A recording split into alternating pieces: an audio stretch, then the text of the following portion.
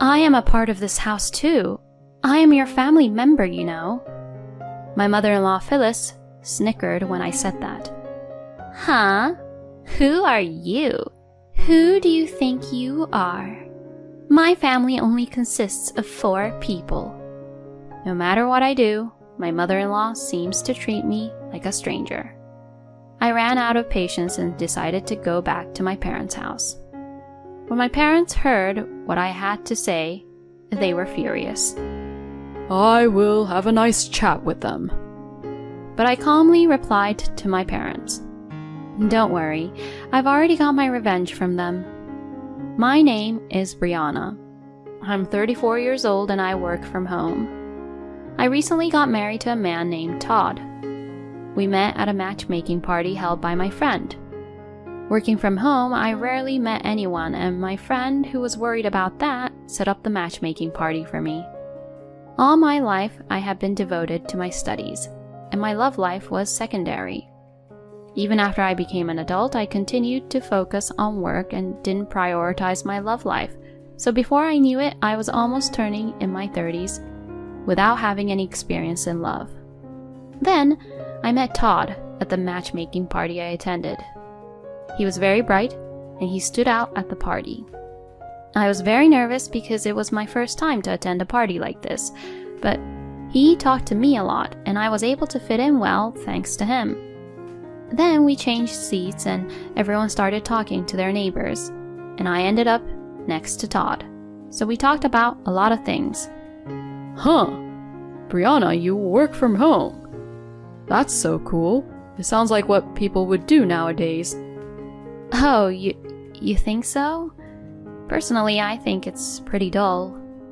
That's not true. You should have more confidence in yourself. I was glad he complimented me like that. And he even asked me out on a date. I had been attracted to him from the party, so I said yes to his date request and we went out together on our day off. He was very interesting to talk to, and he kept leading me and pulling me along to do some things on the date. I was quite reserved when it came to romance, so I think a type like him was a good match for me. We even got married a year after we started dating. I was surprised that I got married much quicker than I had imagined. But I was very happy that he proposed to me and I wanted to marry him. Besides, I felt like I was at the right age to marry him, and I think he had that same idea in mind. Well, that's what I at least thought so at the time. Then we greeted each other's parents. There I met my in-laws for the first time. Hi, it's nice to meet you. I'm Brianna. Hi, nice to meet you. We are Todd's parents. Thank you for marrying such a boy like him. Hey, Mom, what do you mean? Oh, you're right.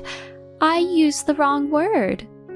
Thank you for marrying such a guy like him. What? That didn't change anything. I was so amused by the exchange between him and his mother that I let out a laugh. At first, I was nervous about the wedding greeting, but thanks to his mother, I felt relaxed. From then on, the wedding greeting proceeded in a pleasant atmosphere from start to finish. Brianna, I'm looking forward to being your family for a long time. Yes, me too. Thank you very much. After that, the meeting between the two families was successfully completed, and Todd and I had a nice ceremony. All my friends attended the ceremony and congratulated me greatly for my marriage. I was very satisfied that the wedding ceremony was done exactly as I wanted it to be. After the wedding, my husband and I went on our honeymoon. It was my first time to go abroad, and I was very impressed by how wonderful it was. It was to Maldives, and it was a valuable experience for me as I had never left the US before. I would like to travel abroad regularly in the future, is what I thought to myself. Then my husband and I returned back to the US. Our joyful newlywed life was about to begin. I excitedly got off at the airport. Then my husband said this to me. Actually, I have already prepared a room for us to live together. Oh, really? Yeah, I've already moved my stuff, so all I have to do is move Brianna's stuff. Why don't we pack up and move in together now? Yeah, I will.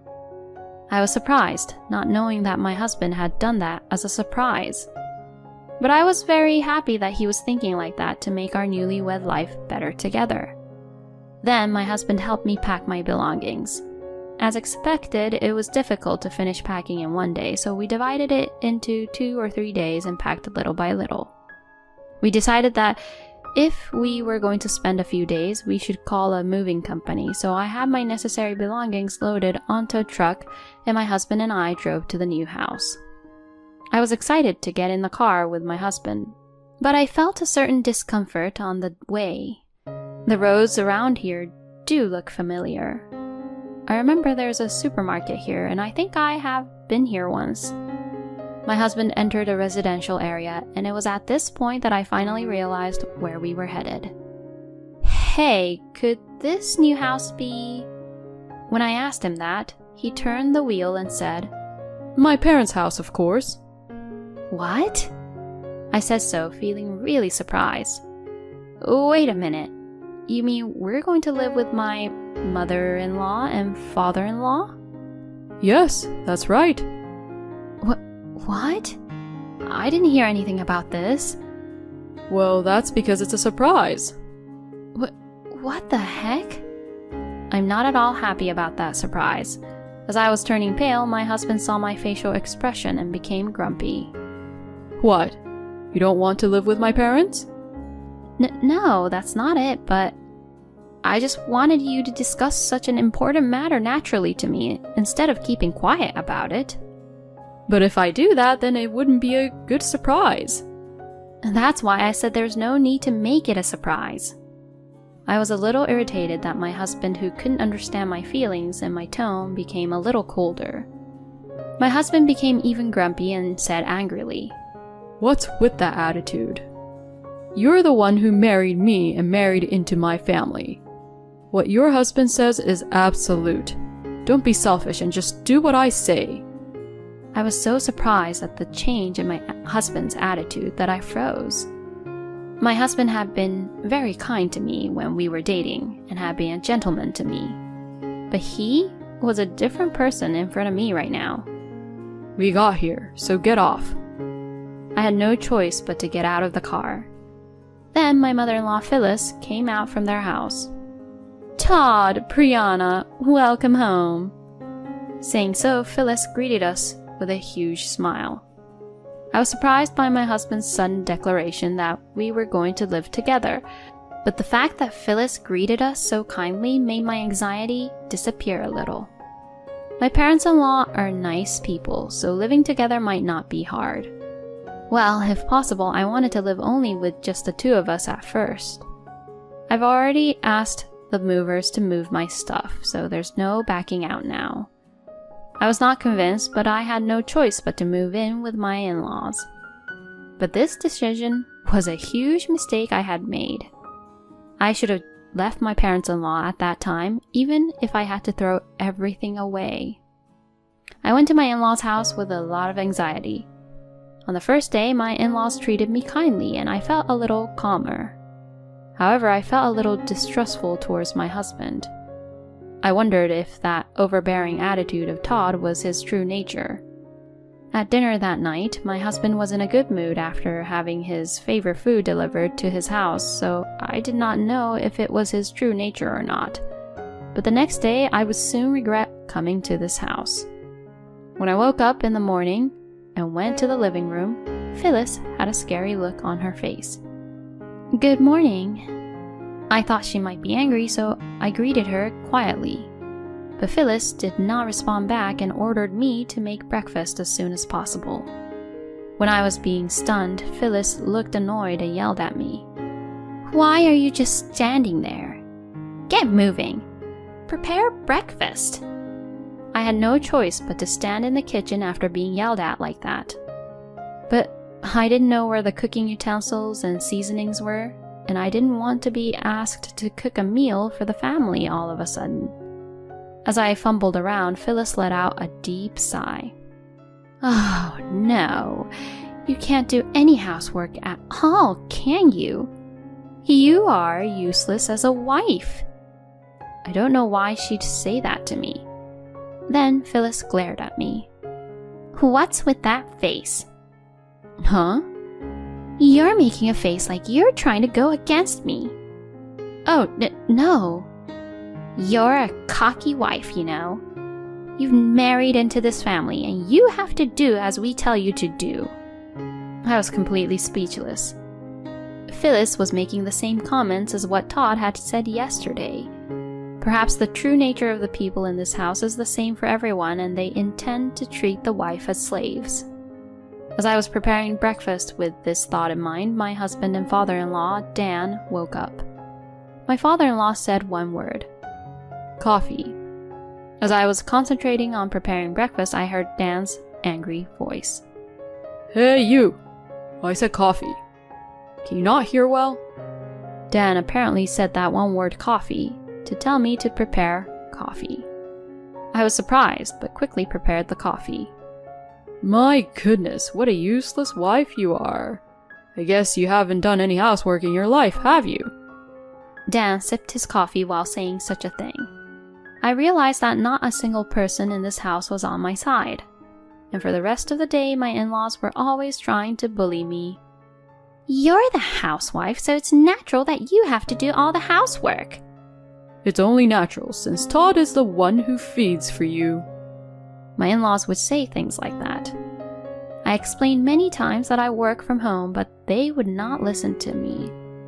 My husband's goal seemed to be to take me to my in-laws and use me as their housekeeper, and they didn't even feel guilty at what they were doing to me. You better listen to my mother and father. If I hadn't married you, no one would have taken you in as a wife. My husband would often verbally abuse me like that, and every single time I heard him say those things, I got depressed. When I didn't rebel and did as they said, my in-laws got more and more out of line and stopped treating me like a person. First of all, they stopped calling me by name and only said, "Hey, you!" Then they started to use words to denigrate my personality on a daily basis. My in-laws kept saying, "You parasite." And before I knew it, my husband started calling me a parasite too. I wanted to leave this house, but I knew that if I just ran away, I would end up not being able to have a chance to get back at them. My in-laws would probably go around telling my neighbors and relatives that I was a terrible wife and made me look bad. I cannot allow that to happen. I was actually looking for an opportunity to revenge on my in-laws. That's why I've been going through these hardships. In the midst of all this, something happened that was indeed unbearable for me. It happened one day. My husband unusually asked me to make a reservation at a fancy restaurant. Normally, I would think this was just an order, but it was almost my husband and I's wedding anniversary. I was surprised because I didn't think my husband would remember our anniversary. I was just a little bit happy and tried to call and make a reservation. But when I tried to make a reservation for 2, Phyllis suddenly snatched the phone away from me. "Please make a reservation for 4 people." She then hung up the phone. "What are you doing?" I said as I asked her to give me the phone back. Phyllis replies, "You made a reservation for 2 people. Are you an idiot?" But my husband and I were celebrating our wedding anniversary that day. When I said that much, Phyllis interrupted me and said, "What? What are you talking about? Who cares about that? My daughter who studied abroad is coming home that day, so we're all going out for dinner as a family." Excuse me? Apparently, my mother-in-law was planning to go to a restaurant not with me, my husband, and my father-in-law, but with them and my sister-in-law. I was completely appalled. I am a part of this house too. I am your family member, you know. My mother-in-law, Phyllis, snickered when I said that. Huh? Who are you? Who do you think you are? My family only consists of 4 people. You're just a slave, a housekeeper. Don't ever get the wrong idea. No matter what I do, my mother-in-law seems to treat me like a stranger. Since I ran out of patience, I decided to go back to my parents' house. I then packed my bags and went to my parents' house while my in-laws went to the fancy restaurant. My parents were surprised to see me arrive with my large luggage. I explained to my parents about my life at my in-laws until now. My parents were furious when they heard what I had to say. I'll have a chat with them. But I calmly replied to my parents, "Don't worry, I've already taken my revenge." What? My parents both looked confused. I told my mother, "It's been a while since I've had your meals, Mom, and I want to relax," and went inside the house. And my mother put all her skill into cooking many delicious home-cooked meals. While I was enjoying my mother's cooking, my phone rang repeatedly. Most of the calls and messages were from my husband and mother-in-law, so I decided to turn off my phone. That day, I took a relaxing bath at my parents' house and went to sleep in a relaxed state. Then the next day, when I turned on my phone, I still received many calls from my mother-in-law and husband. I had no choice but to answer the phone. Then I heard my mother-in-law's panicking voice. "You, what are you doing? You can't just leave the divorce papers and take all your stuff with you." "That's exactly what I mean. I can no longer live with you people. I can't stand your bullying anymore." As I said this, I heard my husband's voice. Apparently, the phone was on speaker. You've got to be kidding me. I won't allow you to divorce me. I mean, come home right now and do the housework, you parasite. Todd spits out his words. I really don't know how I can deal with these people anymore. Because you keep on behaving like that, that's why I don't want to live with you all anymore. What? Hey, you better be joking. A wife is supposed to do whatever her husband and his family says. If you don't understand that, you're not qualified to be a wife. I struggled to hold back my laughter at my husband, who was getting himself into more and more trouble. Why don't you just leave it at that already? Huh? What do you mean? Did you really think that I haven't done anything for about the last 6 months or so? I kept a notebook of all the times you people have abused and bullied me, and I recorded every horrible word you said to me. I even recorded what you said on the phone just now.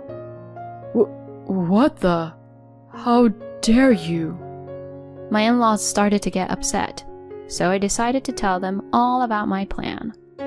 I have all the evidence of the treatment I received from you guys, and after showing it to them, I'm consulting with my lawyer.